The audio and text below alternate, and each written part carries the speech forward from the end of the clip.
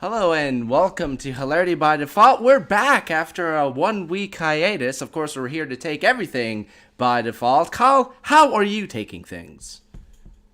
Man, listen, you shouldn't be asking trash like that during a pandemic, man. What's up? I don't I don't think that's an appropriate question. Well, tonight was a race. Barely made it. Some tech difficulties, but we managed as usual. I'm a little darker tonight. Unfortunately, my studio lights are being held up by a video shoot that I was doing earlier today. But I think you gentlemen and ladies can see me pretty well. Tonight I'm a will little be... darker too. I'm pouring a stout beer as you're doing the preamble here. So you're just letting us know so that noise doesn't mean that you're doing something else, huh? I mean, listen, the world is hilarious by default. You can think whatever the hell you want. It's multitasking, man. It's multitasking. Hashtag talent.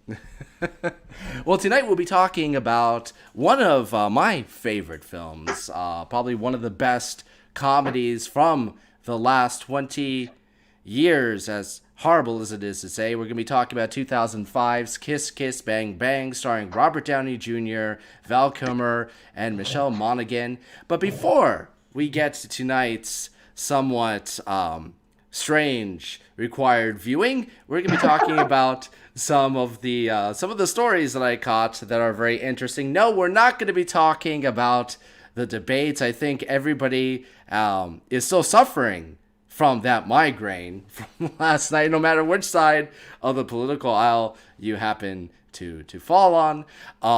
Maybe Hey, listen, tonight man, we'll have a I big can fix debate that with Kiss already. Kiss. I can fix that already with Kiss Kiss, bro. It's very simple, man. All I got to do is look up the two candidates next to the word idiot and feel better about myself. Would you vote for any of those two characters as a potential presidential candidate? Oh, dude, Gay Perry all day, son. Please.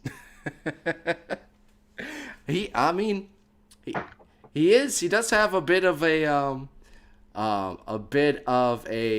Presence? dark background, but that's perfect for a politician. I mean, he's I'm got... about to say, like, you seen these guys' background? I'm just Well, first I have a news story here that I know Kyle is absolutely just going to adore. Once I can get this set up real quick. Like I said, some technical issues earlier, but hey.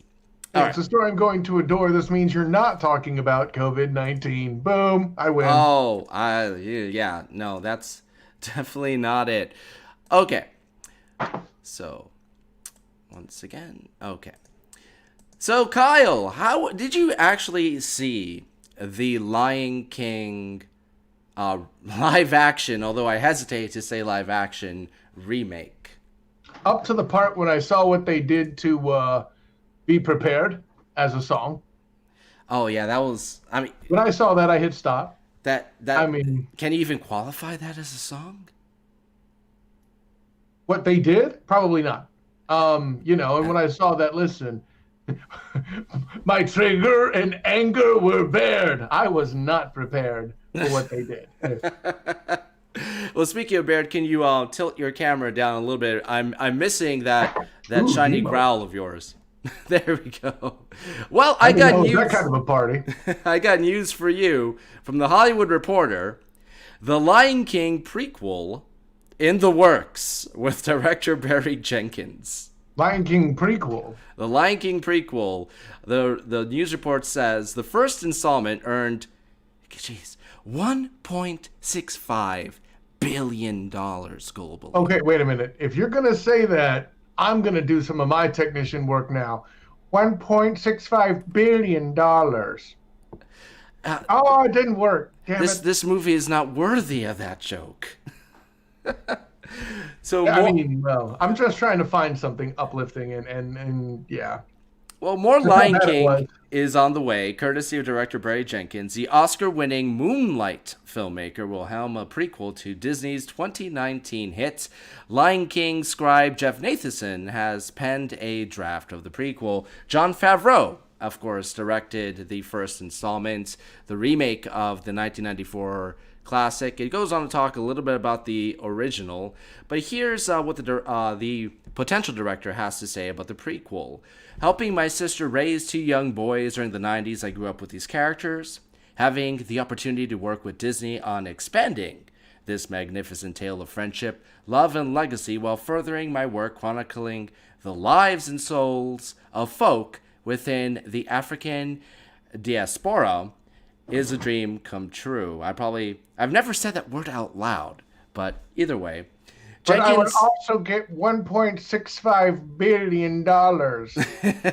Well, I'm curious to see what his price tag would be. Jenkins earned a screenwriting Oscar for the 2017 Best Picture winner Moonlight, which he directed, and was also nominated for his screenplay for his directorial follow-up, 2018's If Beale Street Could Talk. He recently wrapped up filming on the Amazon limited series The Underground Railroad. Jeff Nathanson, the screenwriter, his credits also include Pirates of the Caribbean, Dead Men Tell No Tales, the worst one in that series, and Indiana Jones and the Kingdom of the Crystal Skull, the worst one in that. But you repeat yourself, exactly. I mean, listen, we might as well listen to when Beale Street talks, because if Bourbon Street were talking, it would be incomprehensible.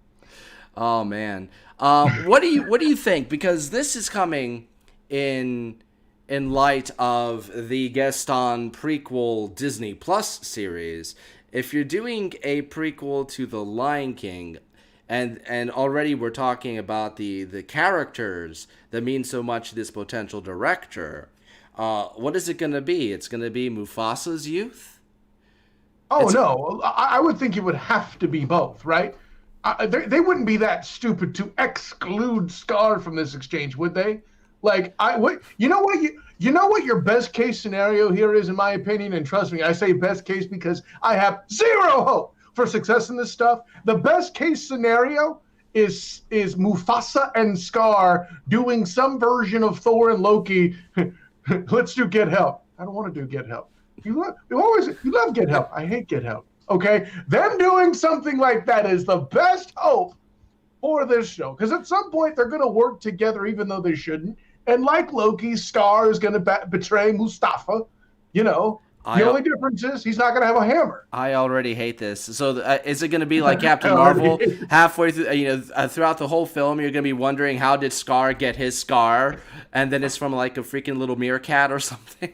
Well, it's certainly not going to be from a cat. He already is one. What is it with Disney wanting to do prequels about characters who fell tragically to their deaths? Okay. I see you, Dima. No, but listen, man. Honestly, if you weren't reminding me of the Gaston prequel, which simply because I don't usually evoke villains as my spirit animal, but Gaston speaks to me way more than he probably should. You know, huge, dashingly handsome, blah, blah, blah, blah.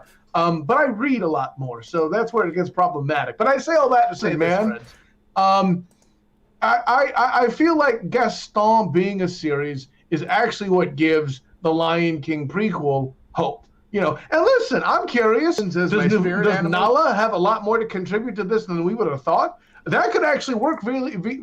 It could be Black Panther good in the way of building a strong female character and offering some wokeness in the proper way, right? You mean Mufasa's girl, Sarabi? Oh, I said Nala, didn't I? Yeah, you got me right. Otherwise, Mufasa. He has some. Hey, listen, it worked in Star Wars. Whatever. Gotcha, bro. I mean, if you look at lion prides like that, I mean, technically, an argument can be made that Nala is Mufasa's daughter as well.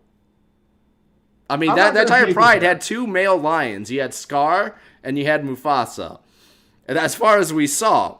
So she would either be Scar's daughter or Mufasa's daughter. So maybe the Simba Nala thing could be that Star Wars thing you're talking about. You tried way too hard to connect those dots, sir. I know. I didn't try hard enough. That's the problem. Oh, boy.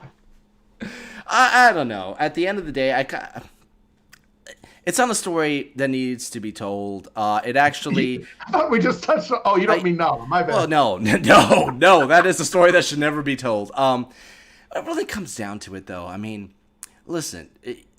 I can understand such a seismic event that happened in Simba's life being an aberration. If you try to make Mufasa's life, if you try to give it that same kind of grand story, it kind of lessens the impact, for me at least, of the original Lion King. On top of that, you'd have to be very, very creative to come up with an engaging story that needs to be told in this universe using these same characters. Not saying that that's impossible, but given the track record of the Disney remakes and the sequels to those remakes, I do not have any faith in a company that's known for having Imagineers for doing something creative at this state. I'm sorry to say it's cynical, but it's the truth. I really just don't have any faith. I have one response, the one glimmer of hope, the shining light in all the darkness, the diamond in the rough. James Earl Jones? Oh, he's no diamond in the rough, man. Listen, he's pure diamond. Shall we move on? Thank you. It's a situation that's very simple. We've had the Mandalorian. We know they're capable of mining gold. Okay, if they've truly found their stride and can do something with intellectual properties now, there is hope. And if this group that claims to be so passionate about these characters is, in fact, there is hope. So long as they're talented. Oh, crap. Do you think that I kind of miss the days of a simple story or a simple fairy tale or a simple whatever. Lion King had its beginning, middle, and end. It was in many ways kind of an updated version of Bambi, a coming-of-age tale with more stakes. Yeah, I just switched the prey for the hunter, right? Well, I mean, they could be zebra stakes. Who knows? Anyway, I don't think The Lion King needs to be a cinematic universe. The tale told in The Lion King was a bit of an aberration. This was not the cycle that happens in the circle of life every single time.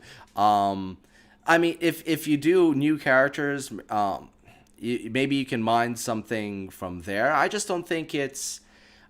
I don't think that this is the universe to build a cinematic universe with.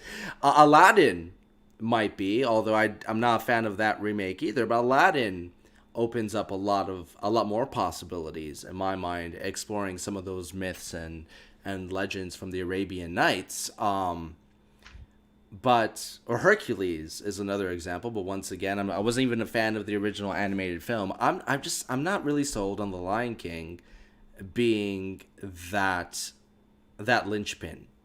Yeah, no, I follow you. And I mean, the reason why I feel like Gaston has a chance of working is because it's a very unique idea, in my opinion. Sure, there have been shows focused on, air quotes, villains before, but it's a situation where I feel like that's something that's unique enough.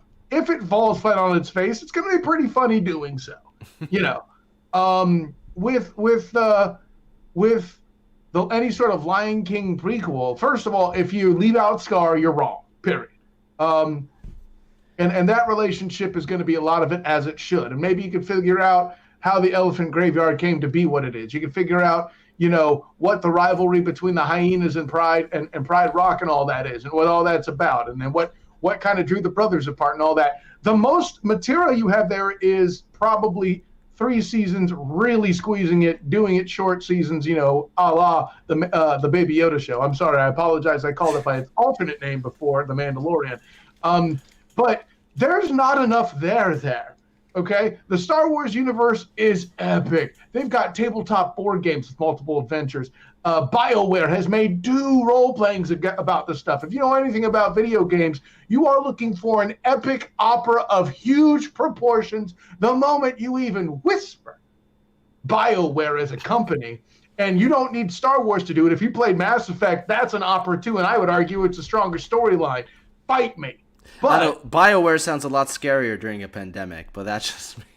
I mean, listen, BioWare is necessary. What else would you call a mask to protect your face? Anyways, no, but so I mean, on top of all the stuff you said, we've also showed our criticism of the would-be people who are behind this right now and their pedigree, or as we should probably say, lack thereof. What in the wicked fireball world do you have left to do with the Lion King universe? It's a jungle. Who cares? You know. Oh, here's the thing. Maybe I'm also just adverse to prequels in general. And we both are, in fairness.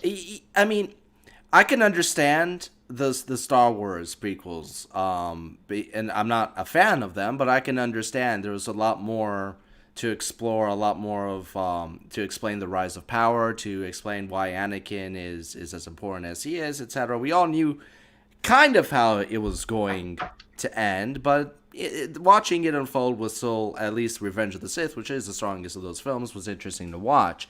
The Lion King, even if we explored Mufasa and Scar's backstory, once again, the original Lion King told me everything I needed to know about that. I'm not really interested in seeing that.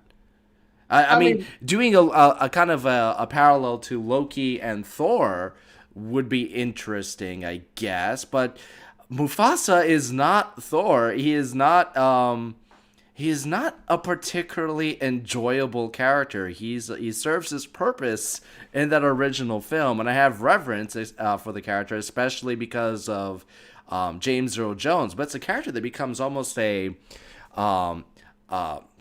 supernatural messianic figure by the end of that movie. I don't really need to see anything before that. I was going to say, by the end, hell, you heard the hyenas talking about it. Mufasa, ooh, say it again. Mufasa. Okay, come on. He didn't need to be dead. He already had that. Maybe we have the opportunity to see what the hell it was that made him so badass. Like, is the first 5 episodes of this prequel like him, climbing Mount Kilimanjaro with like 2 paws tied behind his back? Or is it something where like, he at the end of every episode, he's walking away with sunglasses, not looking back at a huge explosion. Who knows? Well, it's not a TV series. It's a movie. Oh, so it's one story. If you're gonna do a one-story prequel to The Lion King that uses the same characters, it's gonna have to be Mufasa and Scar, and it's probably gonna be the exact story you're thinking of. I'll challenge them. Will challenge them to be creative and come up with something special. I just don't have much faith. They won't. Have a call out in the chat from CDO GoPro, yelling my name out. So, hello. Is it Demosthenes? What? No, just Demos, all caps and many exclamation points. Demos! It's probably just we missed out on a week, and I felt kind of bad for it, but we had some we just could not do it last week for various reasons. But we're back now. We continue to plan doing this every single Wednesday.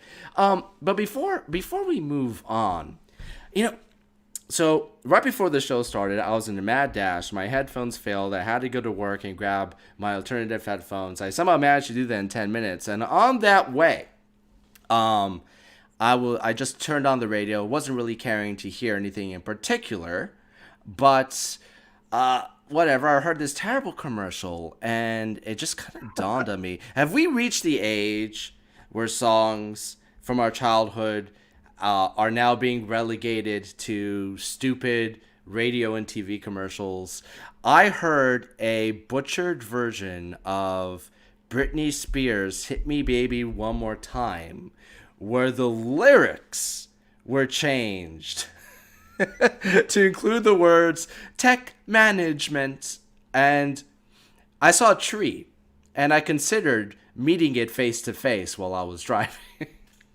I mean, see, from where I sit, a song that is so relatively unforgettable and relatively substanceless is the ones that you should tear apart. It's when I hear stuff like people remaking "I Would Walk 500 Miles" by the Wanderers into like a slow, caring song is when I want to kill somebody, okay? What on earth? I'm sorry. Sorry, that Well, was there's some times where that works. I'm thinking of Mad World, the Gary Jules cover, was definitely it. The cover of the Tears for Fear songs. I mean, the tone is wildly different. sir, don't you legitimize this trash that I heard. Don't you do it. Demosthenes Euclid. I'm not gonna be silly enough to compare "Hit Me Baby One More Time" to Mad World, You're but gonna come on this show and start defending avocado toast, man. Come on. I would never defend. I must be like the one person on earth that does not like avocados. I don't know. Well, avocados are okay. I don't get avocado toast. Like, can we talk about guacamole is the most overrated condiment on the world, by the way? I would agree with you, but I went to a donut place a couple years ago, and they had follow me on this. They had the craziest variety of donuts I've ever seen. Also wildly expensive when I realized that even with an opening discount, a dozen donuts was $32. Like, what? No wonder they didn't have their prices labeled. Anyway, and they had at the time I was baffled by the fact that they not only had, but they had the audacity to sell a kale flavored donuts. At least it was an avocado. Well, that's what I'm getting at. They had an avocado donut. Oh, stop it! Kale donut hit me as far stranger. Listen, if you like avocados, good for you. You'll definitely make it out well in California if you like avocados. But it just doesn't work for me. But as a donut? Really? Man, listen. The reason why I can appreciate the kale donut is like that in itself is like a poetic joke, right? Like, you do realize that people who eat kale are usually doing it to avoid stuff that's fried in the fashion that donuts are fried. And you made a kale donut. Bruh, that's artistic as hell. Its existence is an oxymoron. My point exactly, Demosthenes. So instead of a donut hole, it's a black hole of inconsistency is what we're... And it's marvelous for that reason. Like, that might be why it's so expensive. It's an art. Dude, it's a piece of art. It was the most disgusting shade of green I have ever seen in my whole life. There is only one comparison I can think of, and it involves eating a lot of Lucky Charms and spending some quality time in the bathroom. But I'm not gonna. No, I'm it's above election making season. that kind of comparison. Hold on, Demos. It's election season. You don't call it spending time in the bathroom. You're saying devoting time to stuffing the porcelain ballot box. Oh. Well, I mean, how does that account for mail-in? You don't want to know. I do not. Well, that's what the sewer system's for. That's the mail-in vote. Anyway, our sewer systems are corrupted. Huge. Did you just to change tracks here for a moment? Have you seen? And we've never discussed this franchise. It recently had a sequel. Bill and Ted. Did you ever experience the original Bill and Ted films? Bill and Ted Excellent Adventure was fun. Bogus Journey was terrible. And why in the hell did you morons make a third one? Stop it. Did you see? We live in a world where there isn't still a live action or remade Darkwing Duck, but we got damn Bill and Ted 3. Just stop it! What would a live action Darkwing Duck look like? Amazing!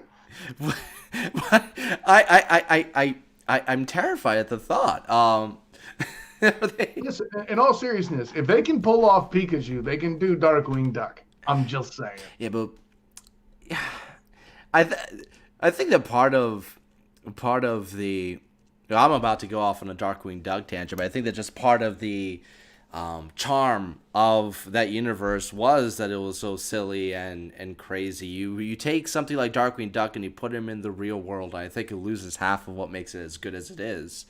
But with Jim Cummings coming back to provide the voice, I'm down for anything. Right?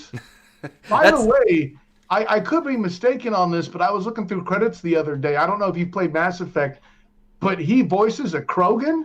That's insane. Dude, Jim Cummings is one of, if not, I mean, I don't want to say the best voice actor out there right now, but he's definitely in the top 10. He's peak voice actor. I mean, if you look down the litany of everything he's been involved in, from practically look at practically every single cartoon from our childhood had Jim Cummings involved at one point or another. No the guy can do Fat Cat from Chip 'n Dale Rescue Rangers, do Darkwing Duck on Darkwing Duck, and then do Winnie the Pooh.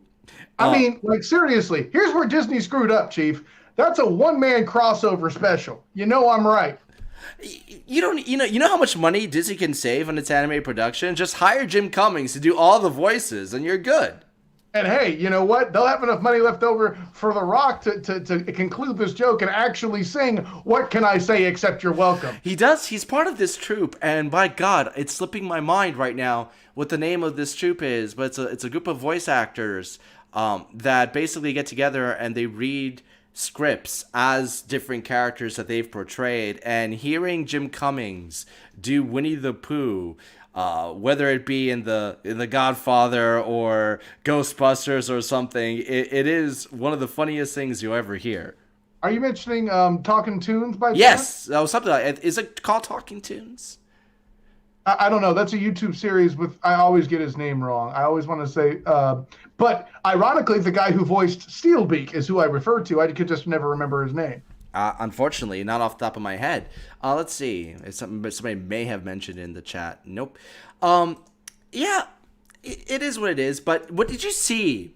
Getting back, did you see the third Bill and Ted? I did not, and I have no intention of paying money to do so. You know, I will say. Oh, don't do it, Demos. Don't you do it. Well, no, it wasn't bad. It wasn't great. It just wasn't bad. It didn't have as much of the agenda politics you'll find in many revisited franchises as of late. In many ways, it was kind of quaint.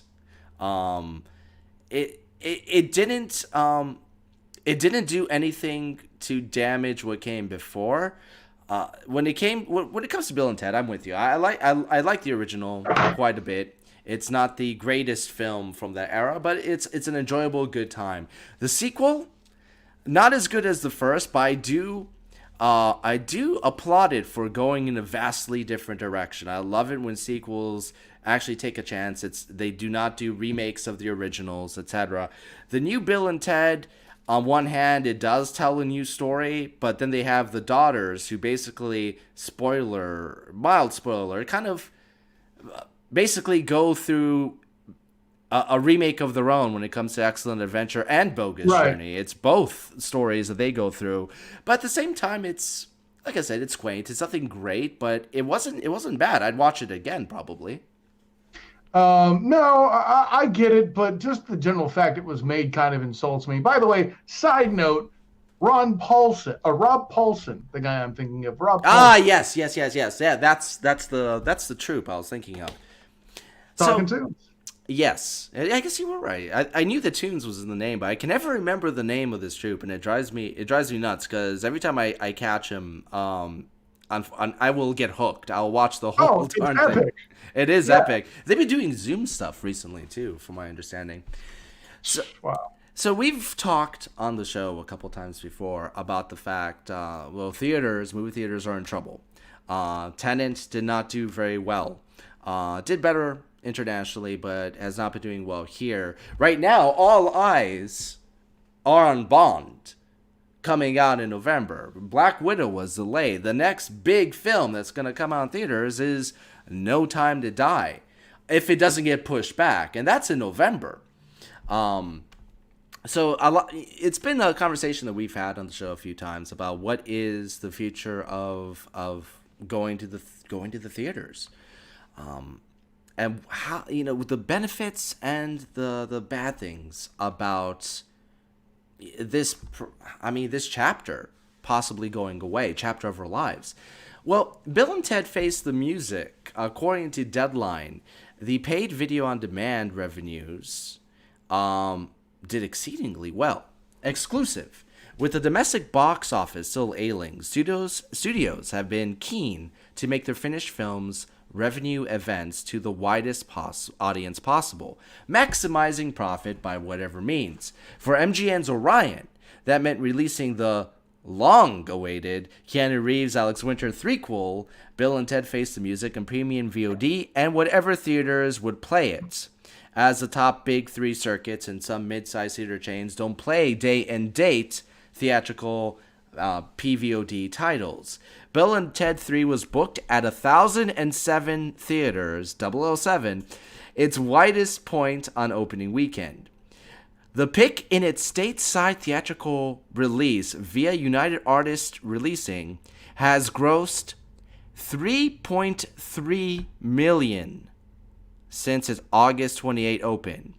But on PVOD, it notched up to $32 million. The movie hit theaters on a weekend that 62% of theaters were open. Bill and Ted Face the Music was available for $20. So here we have a film that kicked butt, and especially with its low budget, kicked butt on video on demand. Disney has stated that, although I'm a little bit ambivalent about trusting their numbers, that Mulan has been a wild success, a $200 million budgeted film released on Disney+.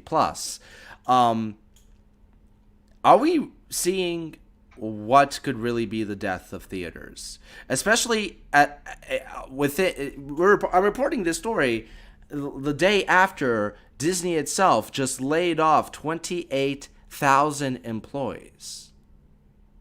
Yeah, I mean, well, let's put it this way: when theaters saw and realized their boom at around, what was it, the 2000, I want to say 2002, around that area, that actually marked an increased revenue for theaters, right? Like, the theaters are also kind of held captive by what it is that's in the theater as well, which lately has been great. Here's the problem, and I don't think you're wrong here, Demos, but they got to offer something in the experience to be better, right? The biggest problem they've had is, but the experience in itself to get out there is just so damn expensive. Like, somebody looks like I'm paying $20 for a live stream and goes, meh, and hits the button. Sure, pandemics cause people to do silly things. Oh, I get it. But, I believe they were charging $30 for you to be able to see Mulan by going to Disney Plus Prime or Premiere or whatever the hell they were calling it. I'll put it this way. As long as they're charging $20 for an individual experience like that, I don't think you'll see a permanent shift away from the theater. But we're back in that place with the theaters in that situation where they have to provide something to offer a better experience, right? I don't know, like these I forget the Fork and Film, that's it, that they do over here at what used to be known as Downtown Disney, right? Disney Springs now. I hate that name so much. I agree with you. Downtown Disney had a better ring to it. Yeah, and all, but the point is, I mean, because listen, there was going to be some shakeup from the pandemic and people becoming comfortable with being virtual, right? Now, some of us are going slowly insane and chomp at the bit for just a dang phone call for their work day. Not mentioning any names in particular, but as a result, businesses have become more comfortable with letting people work virtually, and a lot of people, my case included for my day job, I may not go back to an office in 2020. But the negative aspect would be you may not go back to a theater in 2020. It's kind of, I mean, at one point we're going to get out of the lockdowns completely. The question is, what once that happens, what are we going to be going back to? And I think there are going to be some aspects of our former pre-COVID lives are going to go away. The theaters in general have been a downstream for a little while, and a lot of them have done some very creative things, as you noticed a few moments ago, to try to get people back in. Theaters here in Rochester, they have the one down the street from me has cushy recliners that lean back. It's the best situation because, especially when I was writing weekly movie reviews, if the movie was terrible, and if it was gonna put me to sleep, I couldn't ask for a more comfortable place to sleep. It was fantastic, reserved sitting. You can show up 10 minutes late, which meant you would skip most of their damn commercials. But not all. Well, yeah. At the time, I was trying to, when I was writing reviews, in the early days of Hilarity by Default, I was doing my best to avoid trailers. And I had a rant on this show about the original Spider-Man Homecoming trailer, which pretty much gave away the whole movie. So I've been trying to avoid trailers ever since. So having the reserved seating was great for that. And I mean, I remember back in the day when we used to do the midnight showings, going to see this Lord of the Rings or the Star Wars prequels or The Matrix at midnight screenings. And I was always the dumbass of my friends that got there early and was trying my best to save an entire row. Oh, you're that effing guy. I was that poor SOB. I'll leave it there. But it was, I mean, in its way, it's, I kind of miss it, but I definitely don't. I mean, listen, how much does like 1080p or whatever the latest thing is, or IMAX, actually add to the experience to pull your butt out of the seat, waste the gas money or Uber fare or whatever it is, and then pay the exorbitant box office price? And I get it, they have to pay the ridiculous licensing fees and all that other crap. But I'll put it this way. I think theaters may need to face a significant downswing in order to neutralize the market, as it were. I mean, hell, drive-ins are coming back for nostalgia's sake, just for the sake of a unique experience, right? Oddly enough, not a fan of the drive-in. I'm not either. I don't think I would be anyway, but I've been to a few. Probably one of the more famous ones I went to was in Lubbock, Texas. And if you're not familiar with what Lubbock, Texas is, let's just say the drive-in, from my experience, at least, no disrespect to the fine people of Lubbock, but the drive-in theater was the thing to do in that part of Texas. I think they're more pissed off at you for calling it Lubbock instead of Lubbock, Texas. Oh, well.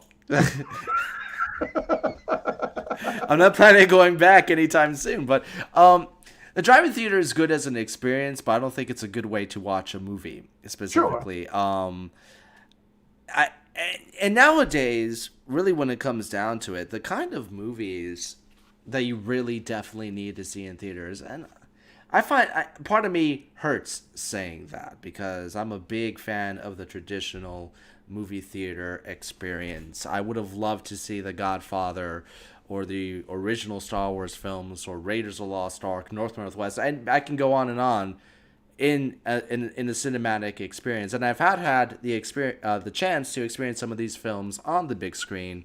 Right near me is a historic theater that's been around for 100 years called the Dryden, and they still play, well, at the moment because of COVID, not so much. But up until COVID, they used to play classic films every single night. I've gotten a chance to see It's a Wonderful Life on the big screen, the Philadelphia Story, and it does change how you experience those films. But nowadays, not only with the fact that... Oh, let me back up, because one of the things I do really enjoy about Dryden, when you go see a film there, is you have an audience that's going there for a specific reason to watch and engage in these older classic films. You tend to have an audience that's a little bit more respectful, that kind of dresses up. They go there for the experience. A little bit more in style with the old days of cinema. Nowadays, I mean, I've already talked about my Coco experience. This lady pulling out an iPad in the beginning of Coco so that they can watch a sing-along version of Frozen. You get people that smell bad, people that just don't care about the theater experience. They'll talk during the movie, talk on their cell phones, etc., etc., etc. It's gotten to the point where it's not worth nearly $20 to go to the theater for one person.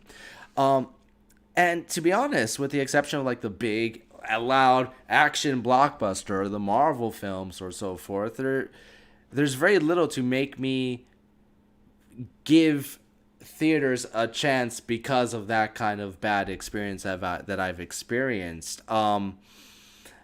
Comedies were another genre that I definitely recommend watching in theaters because the collective jovial group experience cannot be matched sitting at home watching a comedy by yourself. But then again, I haven't seen a good comedy in theaters in years. Well, Hence why we're talking tonight about one from 2005. Hey, we broached that topic on another show too. But listen, I think that the theater experience still has one thing going for it, is that it's still today, in a lot of cases, there's still a lot of filmmakers out there that are catering to the theater experience, right? Like they are making something that you need a big whoosh that can only be truly, properly consumed in a theater space. And as long as you have that, there's a fighting chance. However, with Netflix and streaming services being the rage, I think that sentiment is on the way out. And we keep using the terms dying or dead. I don't think the theater experience is truly dead until the filmmakers get that out of their mindset. But that winter is coming too. It's a bit hyperbolic, but at the same time, from a studio perspective, right? If they can drop it on their own streaming service, a la Disney, and charge an extra $30, that is pure revenue directly to them. They're not releasing it in theaters. They don't have to share 65% or whatever the scaling of the profit is. It is more direct, but at the same time, it's the one thing I don't like about streaming is that the fact that they tend to hide their numbers, so you never know what has done well, what hasn't done well, and it leaves people with a debate, and often, unfortunately, a political debate. When you don't have facts or numbers, often, which I don't enjoy. I can kick ass at them, but I don't enjoy them. Yeah, I mean, listen, just because you get thrashed by me all the time about your inability to realize that Major League is required viewing doesn't mean you're bad at it. It's because I'm a masochist by default. This is how I get my kicks. Thank you. Thanks, Kyle. That's a complete. Hey, is that the new channel you're going to build? That's the new channel making masochism by default. YouTube's gonna love it. Woo!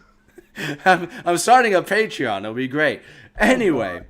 It sounds more like a fans only, but anyway. Yeah, no. Was it OnlyFans? I've heard about that. So, let's get to the main event. All right. Normally, we have a very strict rule on Hilarity by Default. When we do required viewing, we try to stick with classic films, and we go by the classic car definition of what a classic is. It has to be 20 years or older. Kiss Kiss Bang Bang is obviously not 20 years or older. It's near that point.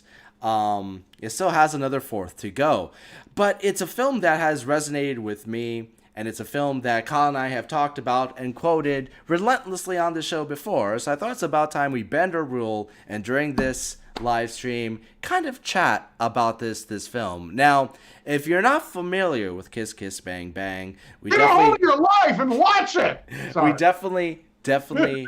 I mean, I'd say give it a watch now. We're going to go into spoilers at one point, but at least for this first part, we're not going to go into spoilers. And yes, there will be a surprise who it could have been halfway through. So set that as your demarcation point. Now, Kyle, can you tell us a little bit of what Kiss Kiss Bang Bang is about? Man, listen, I knew you were going to probably try to do this, and it's not often I give this answer. It's kind of tantamount to the "they belong in a museum" response. But in truth, like, how do you do a synopsis of Kiss Kiss Bang Bang? I think it's something you have to experience before you really know what it is, right? I mean, I would describe it as a dark film noir comedy with an unreliable, reliable narrator. Well, here's what I would say: if Seinfeld, the TV show, crossed paths with a film noir and then spun it on its head and made it a comedy, there you go. Including some Family Guy cut-ins. Exactly. That nice job. Family Guy cut-ins. Good touch. Right. So, I mean, it's all over the place. This definitely fits the category of something that should not work, and yet somehow does. I mean, talk about Shane Black for 100, folks. That is true. Directed and written by Shane Black, the film stars Robert Downey Jr. as a crook that through...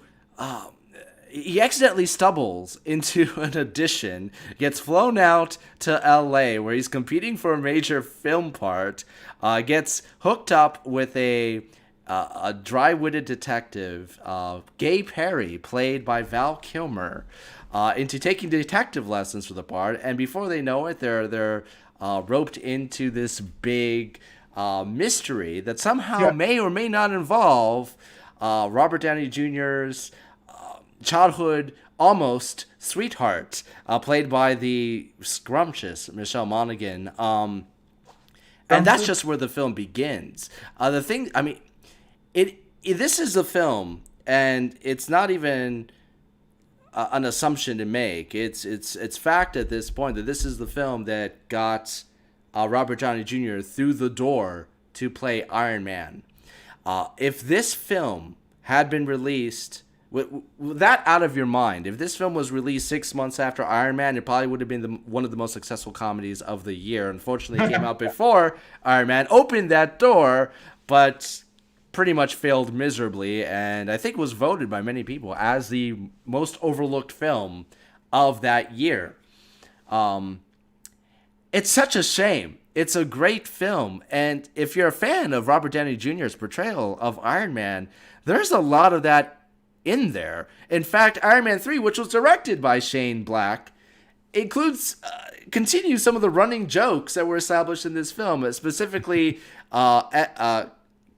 people of certain ethnicities looking like famous actors, such as Native American Joe Pesci, or was it Hispanic Billy Bob Thornton, and it got continued in Iron Man 3 with, what was it? I think... Was it Hispanic? No, who was it? It was Charles in Charge guy. Oh, Scott Bano. Yes, his Hispanic Scott Baio. Or Baio, excuse me. Baio. Whatever, Lubbock, Texas. Anyway. What is it about this film that drew you in? I mean, listen, the cast in itself is something that's worth mentioning. Of course, you mentioned Robert Downey Jr. You mentioned Val Kilmer, who are both big popular guys, in my opinion, that I'm cool with. Yeah, Iron Man and Batman in a comedy detective movie. And then, by the way, you have Roger Dorn, who plays in prominently. He's a big character in a series. The initial installment of which is required viewing, Major League. And I love the part, by the way, in that movie. Corbin Burnson is young. Did they use the same bat from Major League to knock Protocop off the balcony? Unfortunately, not. That was a metal bat, not a wooden one. Oh, okay. Yeah, my bad. My bad. No, what I'm talking about is there's a scene in there where they're showing him as supposed to trying to be young, and it's stock footage from L.A. Law. Yes. Anyways, for those who don't know what LA Law is, it was a show that was popular for a bit in the early 90s, late 80s. Anyways, people like Jimmy Smits and Corbin Burnson were made popular off of that. Anyways, oh, wow. And then Larry Miller. Yes, he always just pops up playing the same character in every movie, but I love him. Maybe, maybe not. Listen, all I'll tell you is this, my friend. In my opinion, you need to see his comedy special at some point. That, too, was in the 90s. And it's the funniest bleeping thing. And about the only comic I've seen in America wear a shirt and tie to perform. So, yeah, there's that. You may also know Larry Miller as the Dean from Necessary Roughness, a movie that we should do at some point if we're talking about comedies. And... of course, For Richer or Poorer, where he plays the IRS agent chasing down Tim Allen in Amish country. That seems appropriate. Anyways, man, I saw that movie. I totally forgot he was in it. No, this guy is like JT Walsh, man. He'll come out of nowhere and be this guy, but pretty much the same guy in every movie, except I think Larry Miller, fewer people want to stab Larry Miller's characters in the face, whereas JT Walsh, anyway. Tell me I'm wrong, Demos. Well, I should say, I mean, you're talking about comedy, and yes, Kiss Kiss Bang Bang is a comedy, but it goes to some very dark places. It sticks to its film noir roots, with many references to Raymond Chandler and Ian Fleming and so forth. If you were going to cast Jim Carrey in an Agatha Christie movie, it would look something like this. No, I don't think so. Because the image that I got was Pet Detective getting his finger chopped off. It just, I don't know if I can buy that. I could. Anyway. Well, if a dog happened to swallow it, he'd be able to take care of it. Thank you. This isn't as random of a comment as it is. I'm trying not to be very specific. I know, like anybody who hasn't seen the movie is like, what the hell is he talking about right now? You better see. You're about to learn today. No, but like, listen, you could see, if you haven't seen the movie yet, you could see how out there Demos and I are talking about things, and that's why I say I was trying to find a way to synopsize this movie, because you had recommended it to me a while back, earlier in the earlier days of our Hilarity by Default show here, and I'm doing it through my second sitting, and as I'm watching it, I'm trying to think of a way to summarize this crap. And I basically just said, listen, if and when he asks me, all I could say is you just have to see it, because that's really the best way to know what it's about. But it's worth your time. Well, you mentioned that I was the one who talked to you about it. I remember back when it came out in 2005, I had a friend who saw it the Friday night that it opened. And this is a friend, we've talked about movies before. Actually, I haven't talked to him for many years now. I should probably check him out again. But he came out of the blue and he told me, Demos, you have to watch this movie. He implored me to watch a movie, which has never happened before. So I'm like, okay, well, it's called what? Kiss Kiss Bang Bang? Is it about James Bond? Because a lot of people... She said I don't watch adult films. Yeah, well, a lot of people unfortunately, James Bond is where my mind went first, because if you're not familiar with James Bond history, the fourth film, which stars Sean Connery, was called Thunderball. Kyle, big fan of the song. Well, the original song... The original song written for Thunderball was a song called Mr. Kiss Kiss Bang Bang. Nice. At one point, Bond even goes to the Bang Bang, or the Kiss Kiss Club. Kiss Kiss Club, not the Bang Bang Club. That would be awesome. That's after he finds somebody at the Kiss Kiss Club. Well, that movie had quite a number of beautiful ladies in it. But regardless, so Kiss Kiss Bang Bang has been something that has been, as a phrase, as strange of a phrase and as repetitive as a phrase as it is, as something that's always been rooted in James Bond history, and the Johnny Gossamer novels, which serve as a starting point for certain aspects of this plot, without giving too much away, are very much inspired by the Raymond Chandler novels and Ian Fleming James Bond novels. You get that sense of gritty, kind of almost vulgar covers and explanations of what these book series were. So I say all that to come around to this is a combination of comedy and dark film noir that should not work. It really shouldn't. And even if it were able to pull it off, you would say, okay, well, this is vastly inconsistent. You can't go from one scene where a character is viciously murdered and you see them die. The character has to experience seeing the life get snuffed out of them in front of his eyes. And then, out of the blue, you have an animated bear sucking the heads off fish.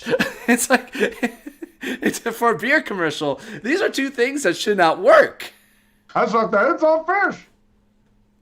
But I think the one thing that does draw me into this film, and possibly this one of the things I really liked about Iron Man 3, because it was utilized in that film as well, but not to the effect of Kiss Kiss Bang Bang, is the reliable narrator.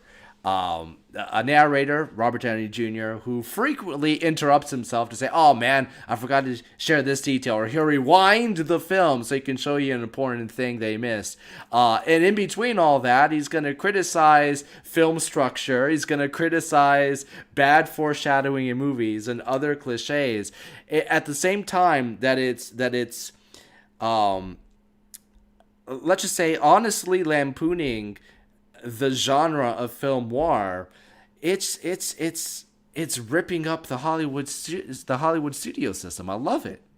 Well, and you gotta love the fact that like he rips how they tell the stories, yet he's forced and compelled to tell it that way because so many stories have been told to him that way that he can't think of another flipping way to do it. And it's true. I love the fact that they make fun of the fact that. Well, I guess this is a little bit more of a spoiler. So let's just sum it up. I'll pick up this thread again. Let's sum up our thoughts before we get into spoilers. Kyle, would you, I guess this is a spoiler in a way, but screw it. Would you say that Kiss Kiss Bang Bang is required viewing? I ponder this, and it's tough. Listen, of course, I'm not going to have the heart to say pass on it because it's just too good a movie. There's so many different directions I could go with it, but the only other direction I can't go is to outright say it's required. I can't do that. I can't do it, Demos. Okay, we'll have to explore the reasons why you say that. Right. However, I could make a case for the It Belongs in a Museum for one simple fact alone, and that would be this is the flippin' movie that got you Robert Downey Jr.'s Iron Man. So, much like Beetlejuice, which I think is probably one of the most overrated movies ever made. Not to say it's bad, I just said it's overrated, back off. Was the movie that got you Michael Keaton as Batman. For that alone, I have to give you the It Belongs in a Museum response, which is required. You know, it's kind of funny. You know who opened the door for Robert Downey Jr. to get the role in Kiss Kiss Bang Bang? I'm sure you're going to floor me. Mel Gibson. Because why not? Well, he had worked with Shane Black before. He and Robert Downey Jr. had a hard past with his addiction to drugs and I believe alcohol as well. And this was the beginning of his comeback. And holy crap, this is the film that made me. I mean, I was a fan of Robert Downey Jr. before. I mean, he knocked my socks off in Chaplin, but this is the film that made me love Robert Downey Jr. It utilized his eccentricities to the very best. It put a spotlight on everything unique that he can bring to the table. I think even he has remarked many times that this is his favorite film of all the ones that he's made. Makes sense. And it's a film that I keep coming back to, and every single time I come back to it, I'm like, I wonder if I'll like it as much. And every single time I watch it, I laugh, and I walk away from it. I'm like, yeah, that was a damn good comedy. But I'm going to leave my answer hanging for a moment. I'm going to jump in to a quick who it could have been regarding Kiss Kiss Bang Bang. Now, as you know, who it could have been, every single week we take a look at, almost every single week, we take a look at famous actors or actresses who are up for big roles, or for one reason or another, they didn't quite get it. Would they have been better, worse, or would they have gone bang bang? Kind of like that one time that Demos read for the part of Big Gay Al in the South Park series. I'm not that...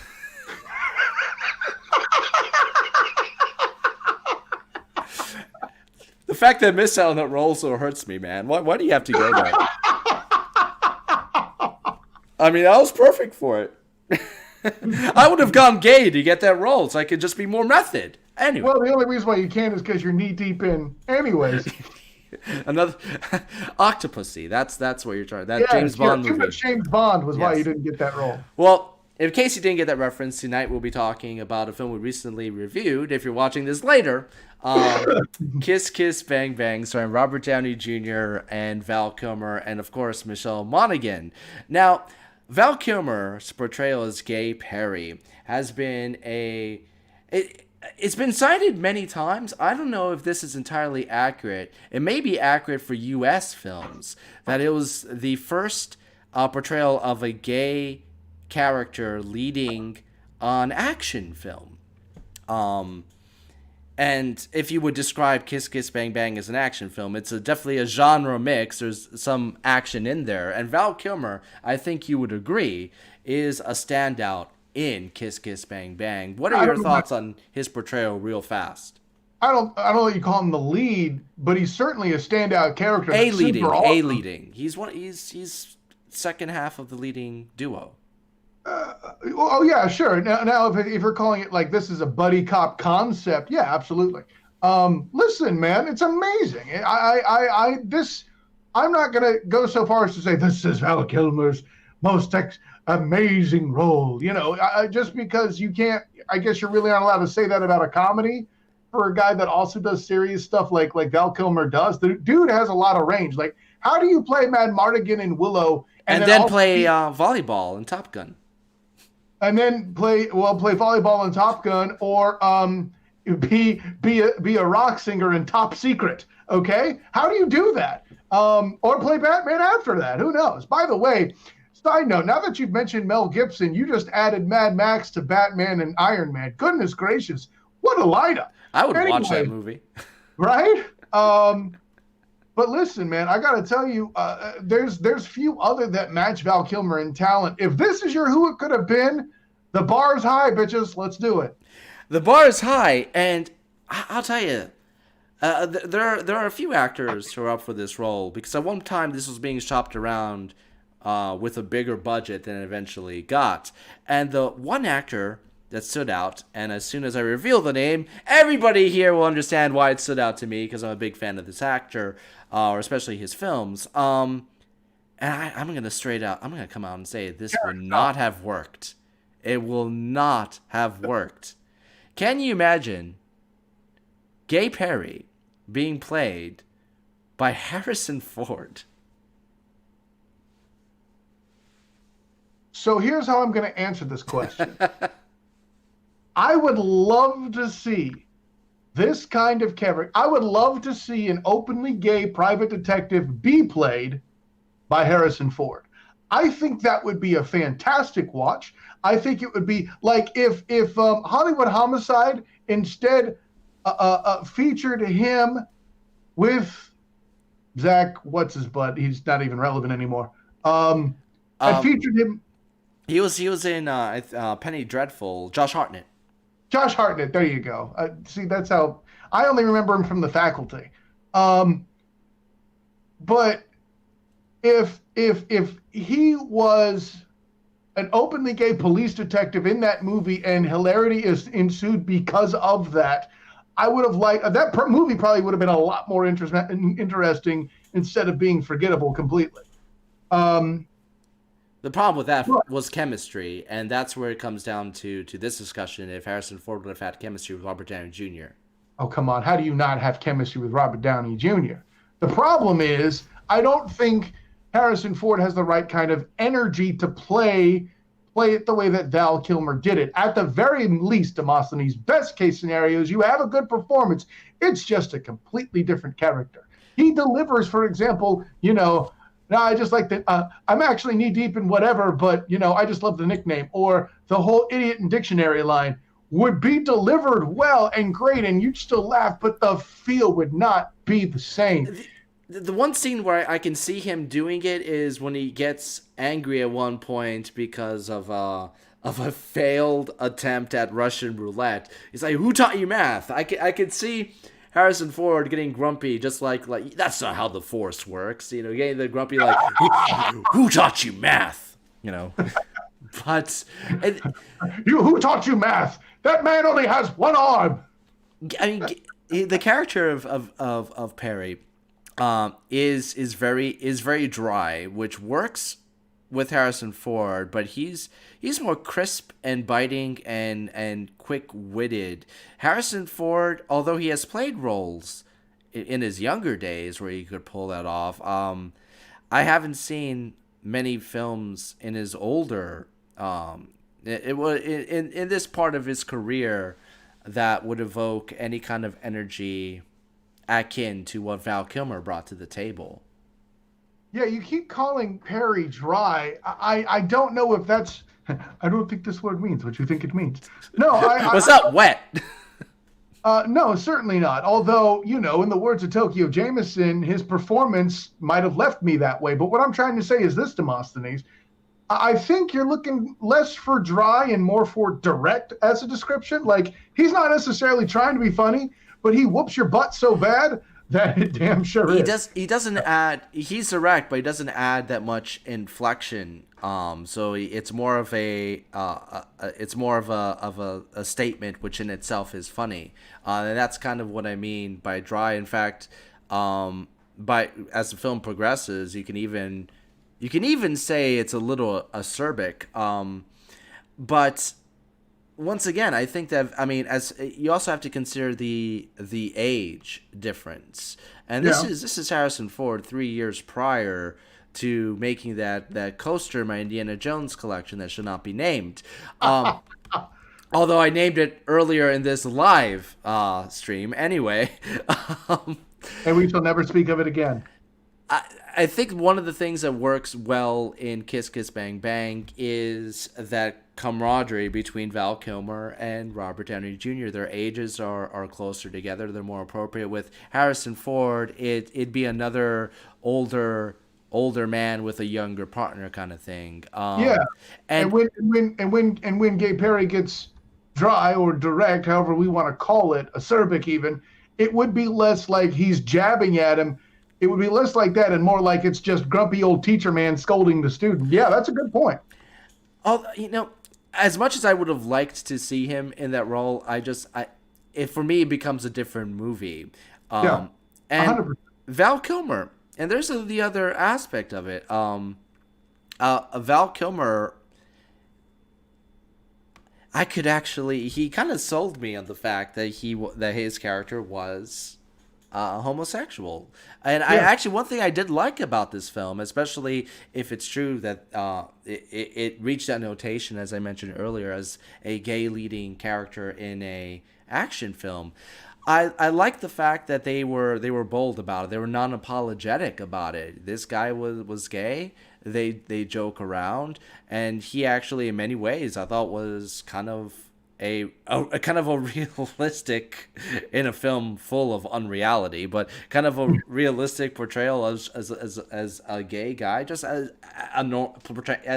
portrayed as a normal dude.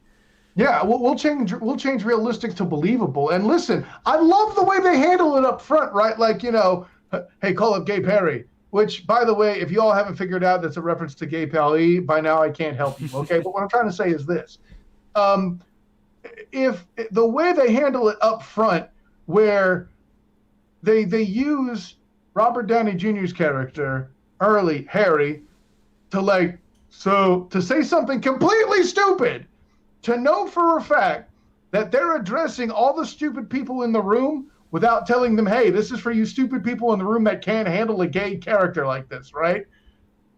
They address it by him, so you're still gay, how's that working out for you? The fact he responds with the response that he did sets the table that, it basically slaps the audience in the face by saying, okay, he's gay, move on, right? Move the fireball on, movie time. If you want to normalize things in society that need to be normalized, this is the way that you do it. Mm-hmm. And that's something that I appreciated. They didn't spoon feed you throughout the movie. They didn't make him a character that was flawless. They made him a normal dude with an acerbic wit and the looks of Val Kilmer, as normal as they might be.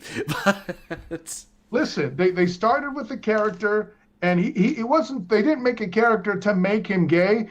This is a dude who was, had all these flaws and was about him, and oh, by the way, happens to date the same sex. That's it. So I mean, overall, I think it as interesting as it would be to ponder the idea of Harrison Ford in it. I like what your assertion earlier, where it would be interesting to see him play that character that has a similar background in a different film. I just do not see it working in this film, at least Correct. at the time that it came out.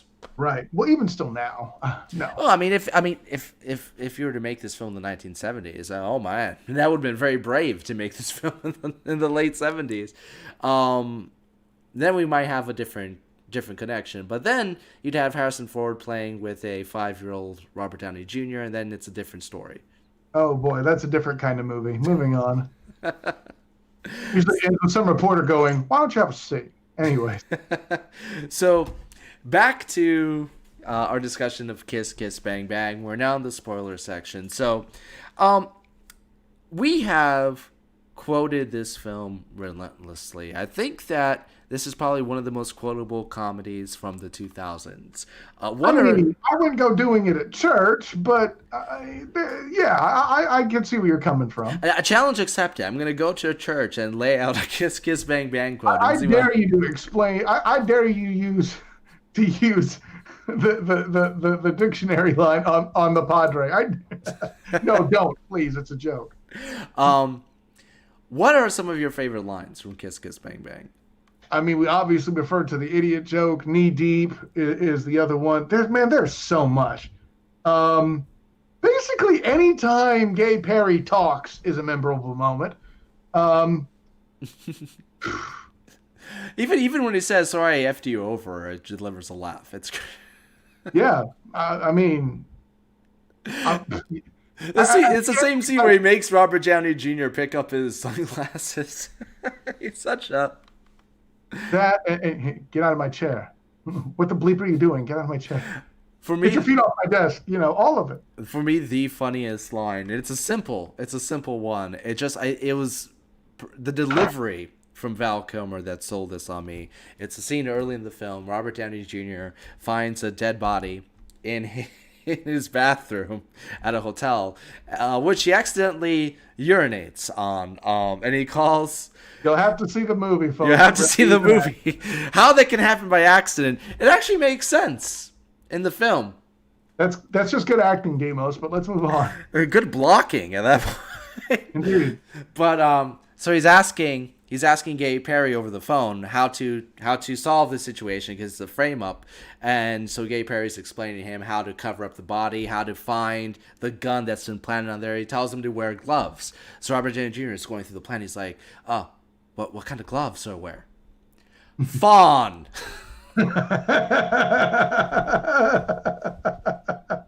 Yeah. It really does show. I mean, on the scale of Kiss Kiss Bang Bang, on paper, that might be considered one of the weaker, more obvious jokes. But it's a testament to the performances of Robert Downey Jr. and Val Kilmer that they can sell not only some of these lines, but the entire concept of this film. To be honest, and it is a more deeply layered film than one might understand on a first watching. Even when you start to explore some of the darker elements, I mean, in many ways, this is a story about a guy from the East going to Los Angeles and just being bewildered on all the inanity and insanity that goes on in LA from some of their weird, I don't know, what would you describe that party? A BDSM party? With flashing lights and like naked reindeer people dancing and behind metal plates of glass. It's weird. But then it also kind of explores the path that certain people have taken to end up in this depraved new world. This isn't just a send up of LA. It's a send up of the nostalgic view of old school beautiful Americana that produces damaged people, or as Robert Downey Jr. says, damaged goods. And we have a tendency when we look at small rural towns or sort of the suburbs or something, they look beautiful, they look nice. We think, oh, this is a very safe place. This is normal. But it's the darkness is underneath that the veil of normality, and to see at least a slight exploration of, especially through Michelle Monaghan's character, to see her go from this pageant of normalcy to LA and deal with LA and deal with the strange age cutoffs for careers in films and so forth. It's an interesting little thread that runs through this film. Yeah, that I could listen, man. We already talked about my ability to explain it. I'm with it. But I think the thing that possibly on first viewing that stands out the most, and I mentioned it earlier, were the Family Guy style cut-ins. They're comedic jump scenes is the best way I can put it.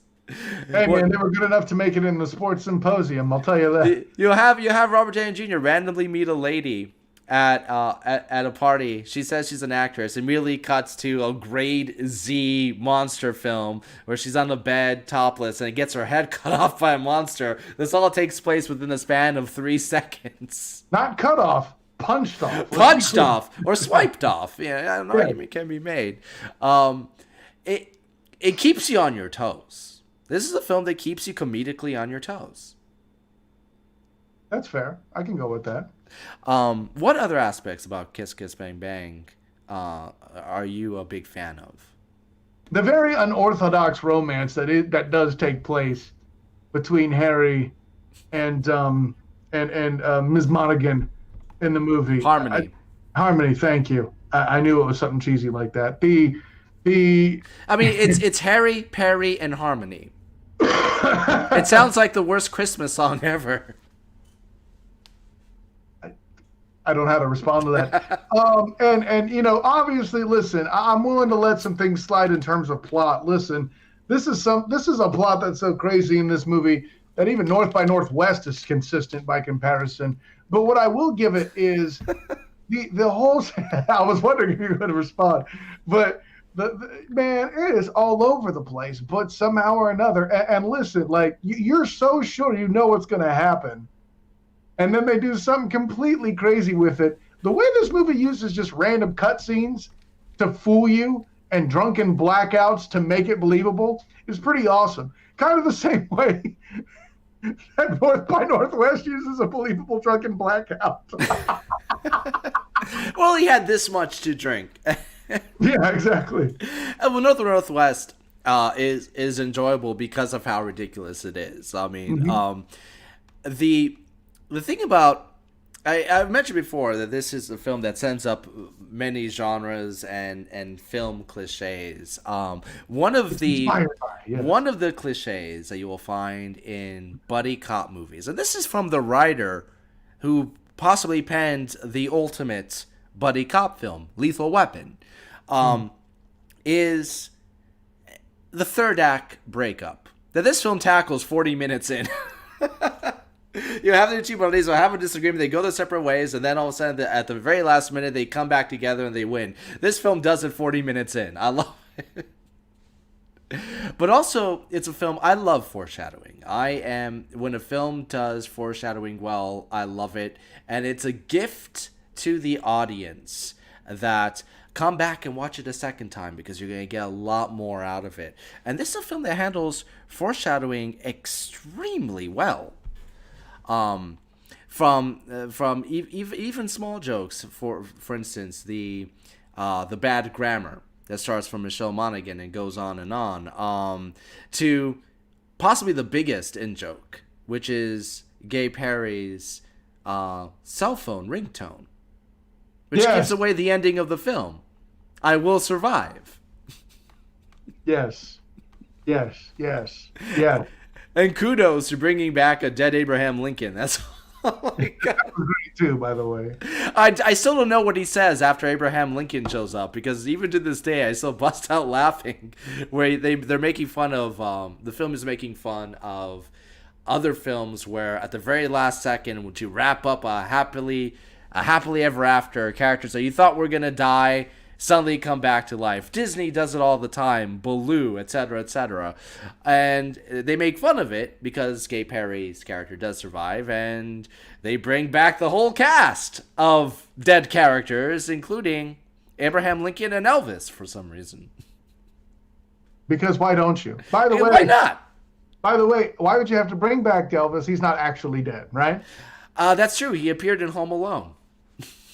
Actually, no, I was going to say that's true. No, he just went home, like Agent K says in Men in Black. Have you heard the Home Alone theory? I have not. Apparently, there's an extra in the background in one scene. I believe it's one of the scenes with Kevin's mother at the airport, and it's this bearded guy that some people claim is an older Elvis hiding out with a beard. But somehow, I guess he still misses the Hollywood life, so he's taking up a career of playing extras in children's movies. I don't know. Or like they were, just shooting randomly in a New York airport. The guy, the resemblance is there. Do I believe that it's Elvis? No. But if Elvis were to pop up randomly for a movie, I cannot fault him for wanting to hang out with John Candy and the Polka King of the Midwest. Ah, yes, with the Kenosha Kickers. Listen, here's what I'm at, partner. I gotta stop you. I just got this image of Elvis and John Candy rocking it out as some polka and rock and roll, and I think the world missed something by that not happening. Anyway, pray continue. John Candy can play the clarinet, folks. He did it on Saturday Night Live, Second City Television, SCTV as well. So you're gonna say something? No, I'm sorry. I was impressed about the damn music duo, bro. Bring it on. What would their duo name be? Candy and Presley. Candy. Rock Hard Candy. Boom. I win. There we go.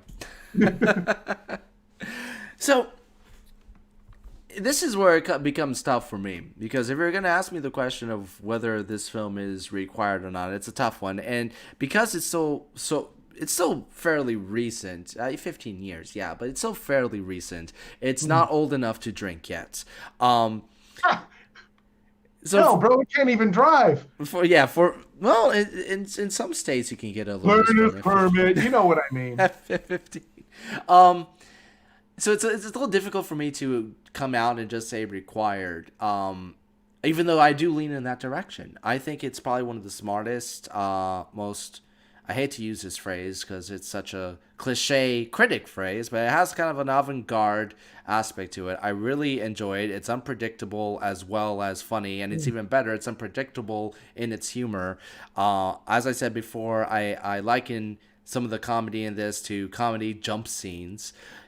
You never know when to expect a laugh, and it just comes out of nowhere, and it works. It's not a joke just for the sake of a joke. It's a joke. Most of the jokes are layered in maybe the cynical edge of its humor, or to elaborate on a theme. Everything is connected. Even the random proto-cop joke where Michelle Monaghan, there's a flashback to a drunk actor used to play this robot on TV, stumbling into her house wearing that outfit.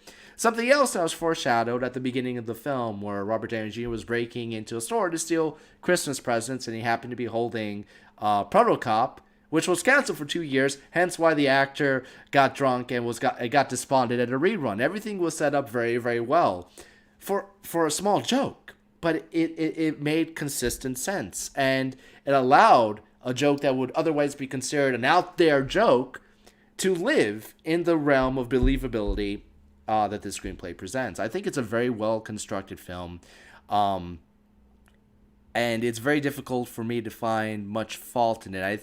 The only thing I can say is I think that it lags a little bit in the middle. You mentioned before that you really like the Robert Downey Jr. Michelle Monaghan stuff, and I do as well. I think there are a couple of scenes where they're in the hotel together where it drags on a little bit. Yeah. But I think that's a small nitpick. It's not something that bothers me.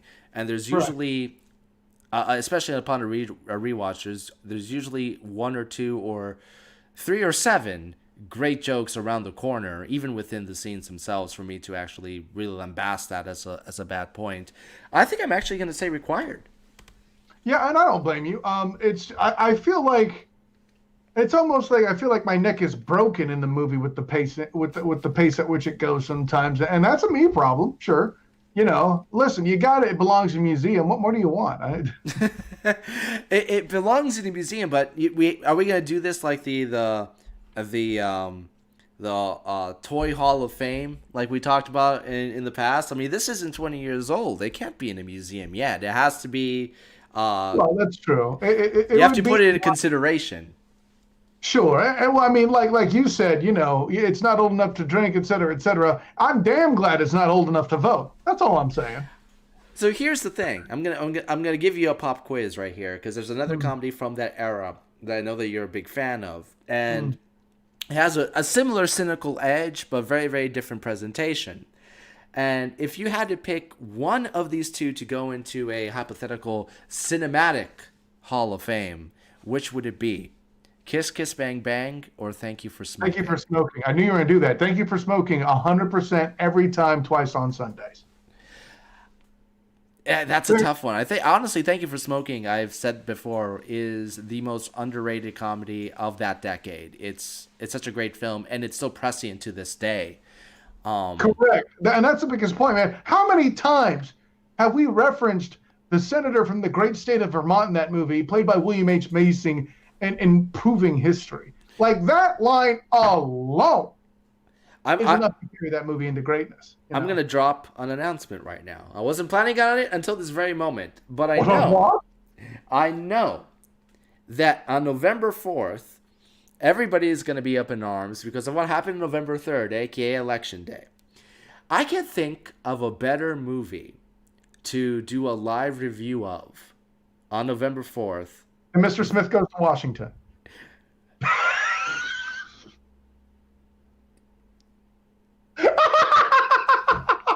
I can't see your face, but still somehow I know exactly what you're doing to the camera. You son of a bitch.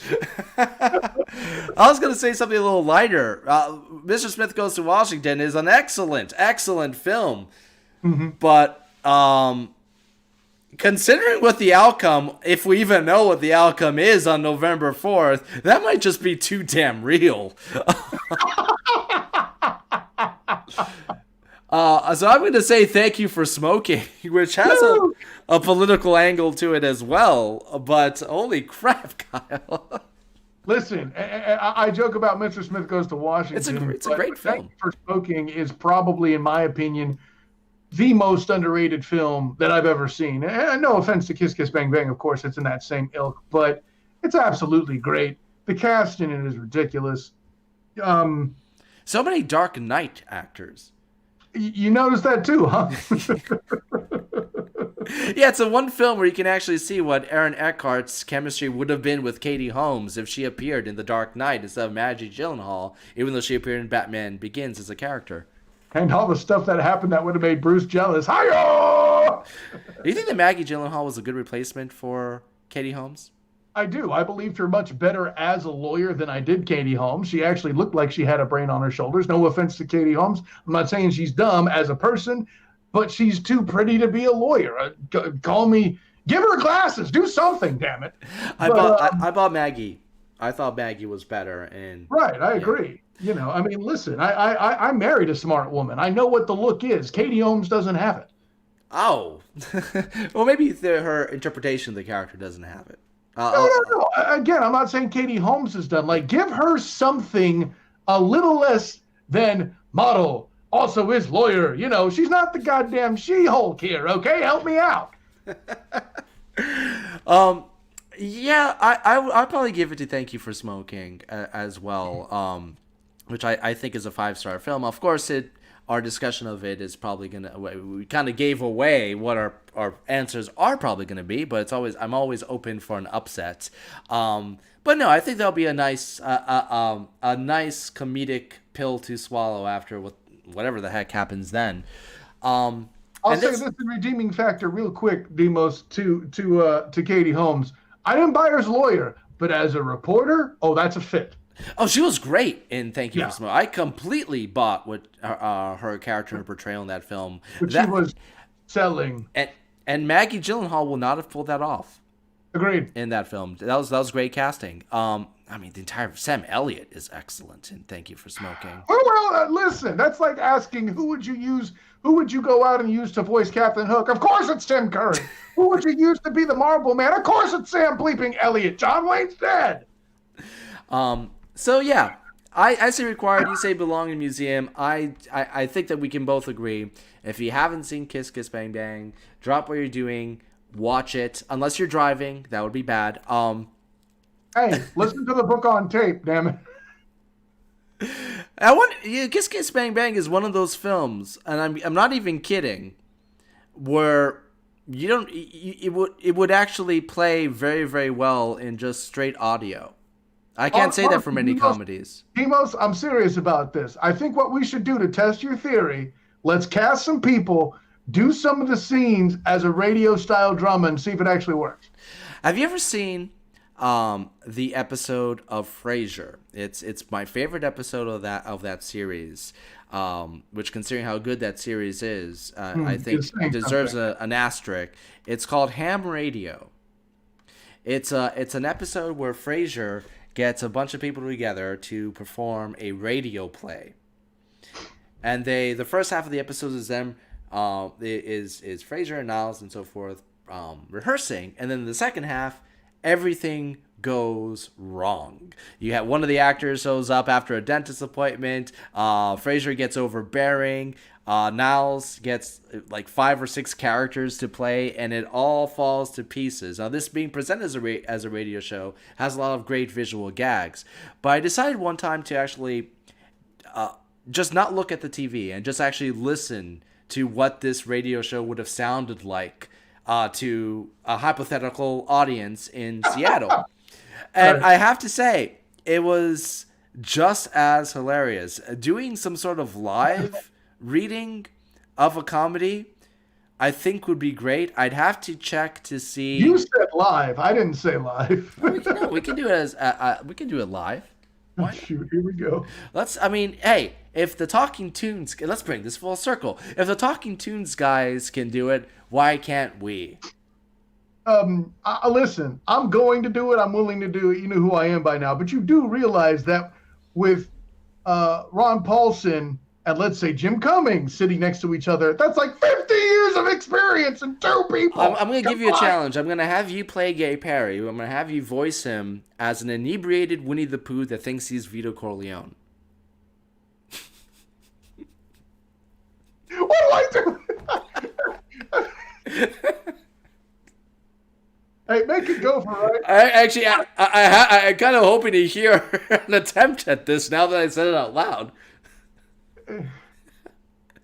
Actually, I just really like Bother. I just really like the nickname.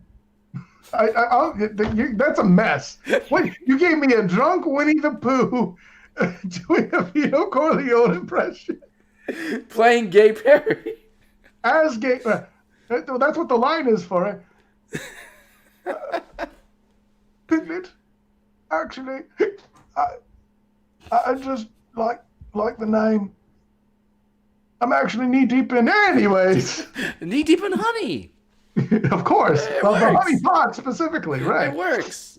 Also, it's a double entendre. It's perfect. Why hasn't this happened? I wonder. Anyway, that's it for tonight.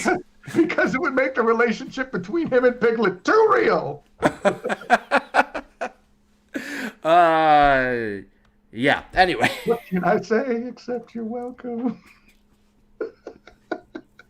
That does it for tonight's live stream of Hilarity by Default. Please join us next week for another dose of craziness and wackiness. I do want to read out one last message from CDOG Pro or CDO GoPro. I don't know.